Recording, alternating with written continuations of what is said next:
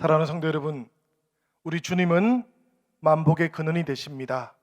오늘 우리 찬송한 것처럼 우리 주님께서 여러분들의 삶 가운데 충만하게 임하기를 기원합니다. 오늘이 8월의 마지막 주일이에요. 그죠? 이제 이번 주간이 지나가면 9월을 맞이하게 되는데, 어제 저희가 구역교회에 신방이 하나 있었습니다. 예배를 드리고 야외로 나가는데 날씨가 많이 달라졌어요. 조금 선선해지기도 하고, 그리고 가을 느낌이 많이 났습니다. 여러분들 모두에게도 새롭게 하시는 성령님의 은혜가 충만하게 임하시고, 또 우리를 새롭게 하시고 새 힘을 부어주시는 창조자 하나님의 능력이 이 9월에 여러분들 모두에게 임하시기를 기원드립니다. 제가 예전에 목회했던 그 도시 가운데 다름슈타트라는 도시가 있었어요. 인구가 약 15만 명 정도 됩니다.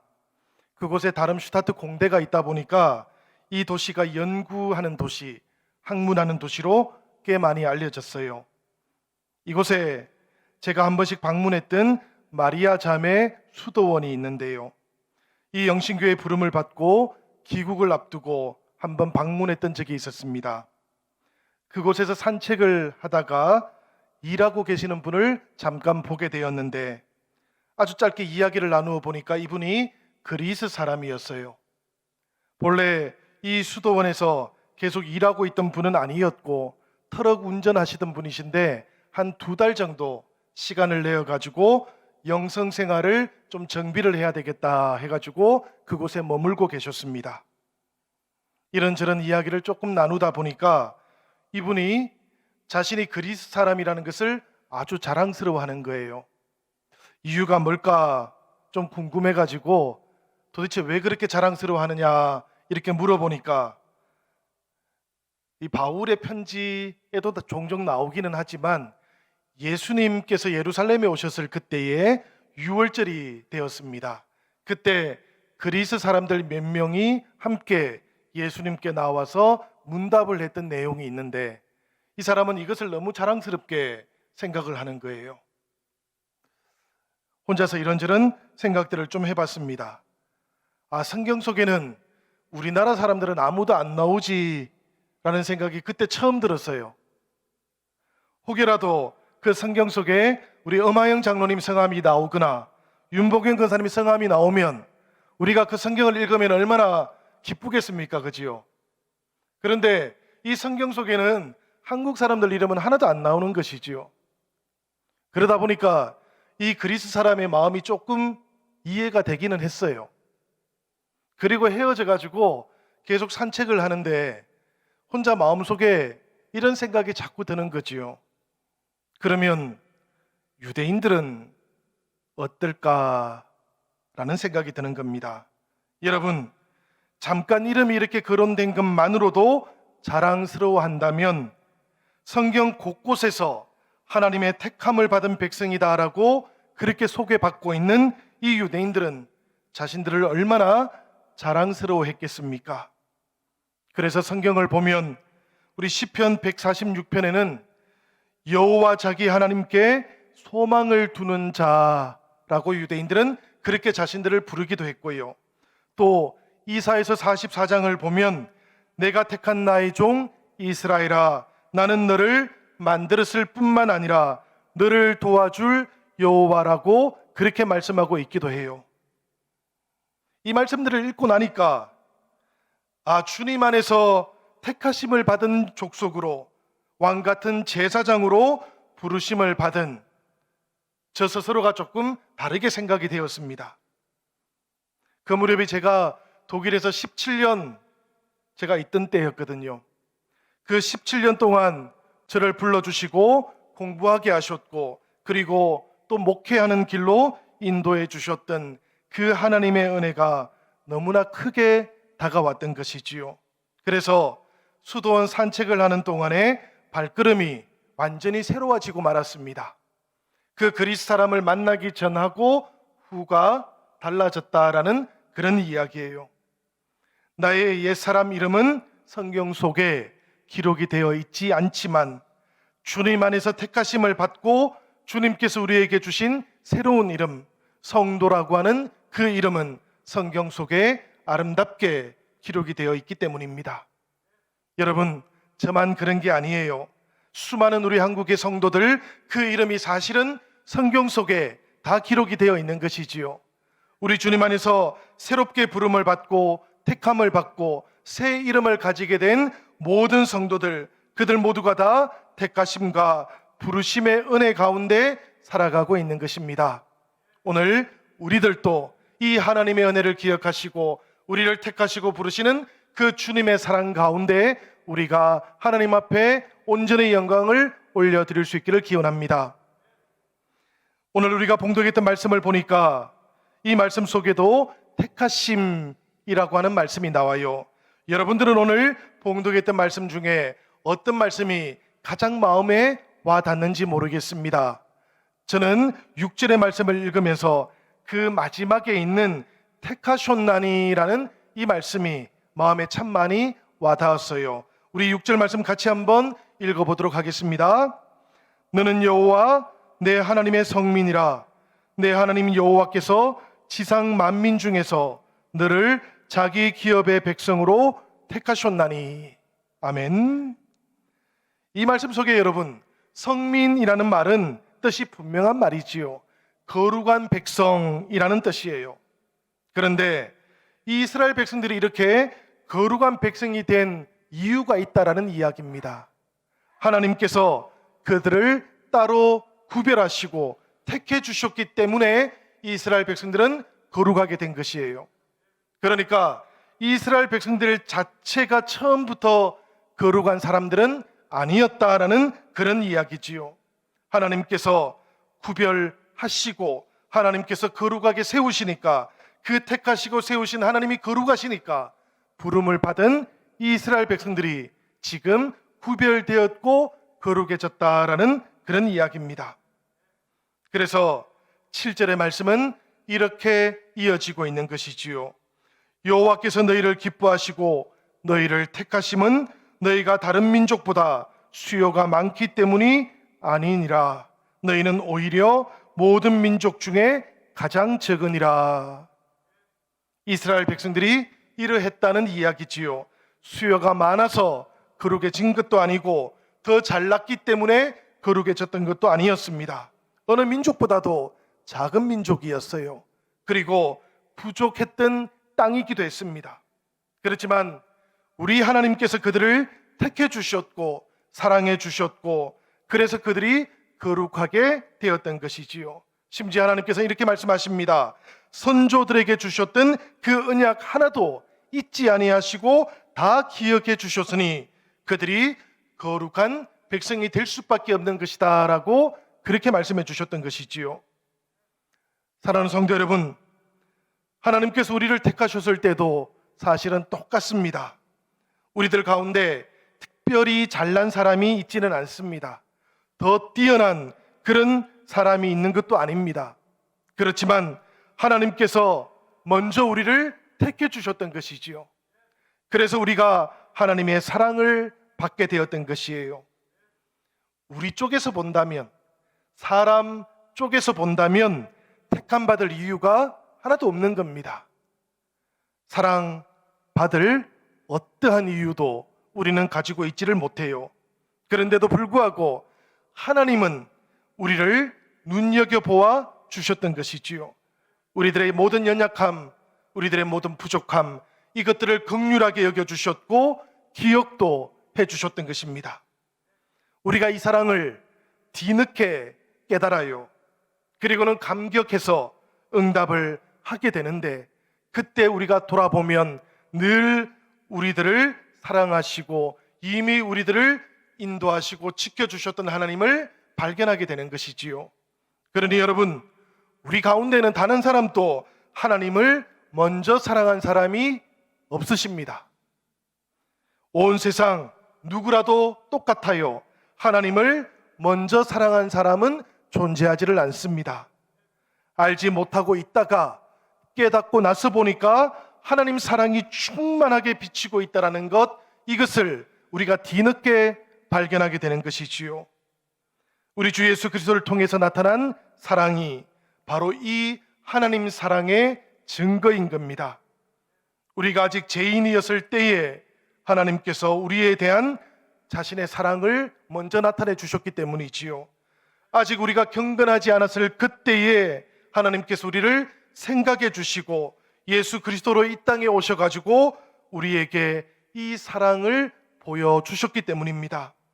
그러니 여러분, 우리를 먼저 생각해 주시고 우리를 먼저 기뻐해 주셨던 이 하나님 마음에 우리들도 오늘은 감사하는 영신 성도들이 되기를 기원드립니다. 우리 청년들은 이 노래 잘 모를 겁니다. 우리 최희준 씨라고 하는 가수가 있는데요, 이분이 불렀던 하숙생이라는 노래 혹시 우리 청년들 아십니까? 60년대 70년대에 우리나라에 대히트를 쳤던 노래지요. 그런데 이 최희준 씨가 공부를 꽤 잘했다 그럽니다. 서울대 법대생이거든요. 판검사가 되어야 했던 사람인데 근데 노래를 너무 좋아한 겁니다. 그래가지고 노래를 부르기 시작했는데 이 하숙생이라고 하는 노래가 온 나라에 다 퍼졌던 것이지요. 그런데 여러분, 저는 이 노래를 생각하면 늘 궁금증이 하나 있습니다. 이 노래 시작이 이렇지요. 인생은 나그네 길, 어디서 왔다가 어디로 가는가. 그런데 여러분, 이 물음은 참 좋은데 제가 생각할 때는 이 노래에 문제가 있어요. 무엇인가 하면 물음은 있지만 대답이 없다는 이야기입니다. 인생의 목적이 나오지 않는다라는 그런 이야기예요. 60년대와 70년대 우리 대한민국은 아주 어려운 시절이었습니다. 그 어려운 시절에 모두가 다 우리가 어디로 가고 있는지도 잘 모르는 채 묻기만 하면서 살았기 때문에 이 노래가 대히트를 칠 수는 있었지만, 그러나 정말로 이 노래를 부르면서 인생의 목적이 어디인지를 인도받지는 못했던 것이지요. 때때로 생각해 보면 우리가 성경의 인물들을 생각할 때 이 노래가 저는 자꾸 떠오릅니다. 왜냐하면 아브라함이라는 사람, 하나님께서 이 사람을 왜 부르셨는지 저는 이유를 모르기 때문입니다. 다윗이라고 하는 사람, 하나님께서 그 사람을 왜 불러서 그 사람 위에다가 이스라엘이라고 하는 나라를 세우셨는지 그 이유를 알지를 못하기 때문이에요. 박해자였던 바울을 생각해 보면 다메섹으로 가는 그 도상에서 하나님께서 왜 이 바울을 불러서 교회를 그 위에 세우셨는지도 이유를 알지 못하기 때문입니다. 여러분, 이것은 정말로 우리가 알지 못하는 영역이에요. 그래서 하나님께서만 알고 있는 영역일 거라고 저는 믿고 있습니다. 다만 저는 한 가지 우리가 알고 있는 것도 있다고 생각합니다. 무엇인가 하면 이 아브라함을 택하시고 이 다윗을 택하셨던 하나님의 목적이 있는 것이지요. 사도 바울을 택하셨던 하나님의 목적이 있으신 겁니다. 그 목적이 무엇인가 하면 복의 근원이 되는 인생을 살아가라고, 복을 받고 복을 나누어 주는 그런 인생이 되라고 하나님께서는 그 인생들을 불러주셨던 것이지요. 생각해 보면 아브라함이 살던 시대에 주변에 큰 나라들이 없었던 것이 아니지 않습니까? 이미 큰 나라들이 있었던 것이에요. 그런데 그럼에도 불구하고 하나님께서는 아브라함을 주목하셔요. 큰 나라들은 나라는 컸지만 그들은 모두가 다 하나님 대신에 우상을 섬기고 있었기 때문입니다. 하나님 뜻을 이룰 수 있는 민족이 보이지 않았다라는 그런 뜻이지요. 그래서 하나님께서는 아브라함을 눈여겨보셨고 그 마음을 감동시키셨고 택하시고 부르셨던 것입니다. 그렇게 하나님께서 아브라함에게 복을 주셨고 복의 근원이 되어서 모든 민족을 하나님께로 다시 부르시는 그 귀한 역사를 시작하셨던 것이지요. 여러분, 다윗이나 바울도 똑같습니다. 하나님께서 그 부족한 그릇에다가 하나님의 뜻을 충만하게 담으시니까 그들이 거룩한 그릇이 되었던 것이고 거룩한 백성이 될 수 있었던 것이에요. 그것을 통해서 이스라엘은 세워졌고 이 땅에 교회들도 세워질 수 있었던 것입니다. 우리 영신교회 성도들 모두를 생각해 보면 저는 우리를 부르신 하나님의 이유는 알지를 못합니다. 그렇지만 사람들 속에서 특별히 더 잘나지 않아도, 더 뛰어나지 않아도 우리를 부르신 그 목적은 알 것 같아요. 우리들이 가지고 있는 자격으로만 보면 이유를 알지 못하지만 은혜를 통해서 생각해 보니까 우리가 사랑받은 목적, 우리가 택하심을 받은 그 목적이 너무나 분명하기 때문입니다. 바로 우리들 모두를 어두운 데서 불러내시어 하나님의 기이한 빛에 들어가게 하신 우리 주님의 그 아름다운 덕을 이 세상 가운데 아름답게 충만하게 선포할 수 있도록 하기 위한 것이지요. 여러분, 이것이 우리들을 하나님의 자녀로 부르신 목적인 줄로 믿습니다. 우리가 때때로 창세기의 말씀, 야곱의 말씀을 생각해 보면 하나님께서는 늘 이 야곱에게도 정말로 부를 수 있는 이유는 없지만 부르시고는 내가 너와 함께 할 것이라고 말씀하십니다. 너를 떠나지도 아니하겠다라고 그렇게 말씀하시기도 하셔요. 저희들은 하나님의 이 마음을 잘 생각할 수 있어야 되겠습니다. 우리가 신앙생활을 하기에 쉽지만은 않은 그런 때를 지나가고 있지요. 이런 시대 한가운데에서도 우리를 떠나지 아니하시겠다는 이 하나님의 언약, 이것을 결코 잊지 않고 기억하는 우리 영신의 모든 지체들이 되기를 바랍니다. 여러분, 우리가 어려운 일을 만나도 사실은 우리들 혼자가 아닌 것이지요. 우리가 간구해야만 할 기도의 제목을 가지게 될 때에도 우리들 모두는 다 주님과 함께하고 있는 겁니다. 때때로 세상은 달라요. 세상은 나에게 야박하게 굴 때가 있습니다. 이익을 따라서 때로는 필요가 없으면 버리기도 합니다. 그렇지만 주님께서 우리를 떠나시는 법은 없으신 것이지요. 찬송가 그 가사처럼 온 세상이 나를 버려도 주님은 우리를 안 버리십니다. 주님께서는 끝까지 나와 동행하시는 주님이시다라는 것, 이것을 기억하시기 바랍니다. 여러분, 오늘 본문 7장 6절 말씀 끝부분으로 다시 한번 돌아와서 생각을 해보시지요. 여호와께서 지상 만민 중에서 너를 자기 기업의 백성으로 택하셨나니라고 그렇게 되어 있는 것을 우리가 봅니다. 이 말씀 속에서 기업이라는 말이 참 중요해요. 우리가 주목해 보아야 됩니다. 이 말에는 사실 특별한 뜻이 담겨져 있기 때문이에요. 본래 기업이라는 말, 이 말은 히브리어로는 세굴라라는 말입니다. 이 세굴라라는 말은 돈으로 팔고 사는 대상이 아니다라는 이런 의미가 들어있어요. 그러니까 이 기업이라는 것은 하나님께서 우리에게 주신 것이고 우리 가문이 대대로 이어가야 되는 유산이다라는 그런 의미가 들어있는 것이지요. 이 세굴라의 정신이 잘 나타나 있는 성경의 말씀이 어딘가 하면 아합 왕 시절의 나봇의 포도원 이야기입니다. 사실 나봇이 좋은 포도원을 가지고 있었지 않습니까? 그런데 그 당시에 북왕국 이스라엘의 왕이었던 아합이 그 포도원을 자기 것으로 만들고 싶었어요. 그래서 자꾸만 그 포도원을 자기에게 팔라고 그렇게 요구를 했습니다. 여러분, 요구를 한 것이지만 왕의 말이니까 명령처럼 그렇게 들리지 않았겠습니까? 그런데도 성경을 보면 나봇이 이 아합 왕의 요구를 다 거절을 해요. 더 좋은 포도원 주겠다고 해도 거절해 버립니다. 아합 왕은 이 나봇의 포도원 때문에 마음이 속상했고요. 그리고 조금 더 시간이 지나니까 병져서 누울 정도가 되었다 그래요. 절대 군주 체제에서 평민이었던 나봇이 가지고 있던 그 포도원 때문에 왕이 몸져 눕는 이 일이 이해가 되십니까, 여러분? 사실 이해가 잘 안 되는 일이지요. 그런데 우리가 세굴라 정신을 알고 있으면 충분히 이해가 됩니다. 이스라엘 백성들은 하나님과 사람 사이에 맺어져 있는 법이 있지만 온 이스라엘 백성들, 왕과 평민들 모두를 포함해서 모든 이스라엘 백성들과 하나님이 맺고 있는 언약도 있는 것이거든요. 이 기업의 법칙, 이것은 하나님과 이스라엘 백성들이 맺고 있는 언약이었던 것이에요.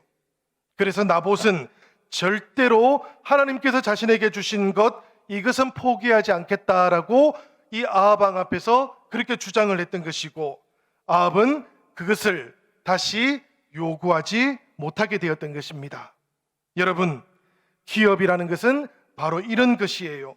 하나님께서 주신 것이고 그 어떤 대용품으로도 바꿀 수 없는 것이에요.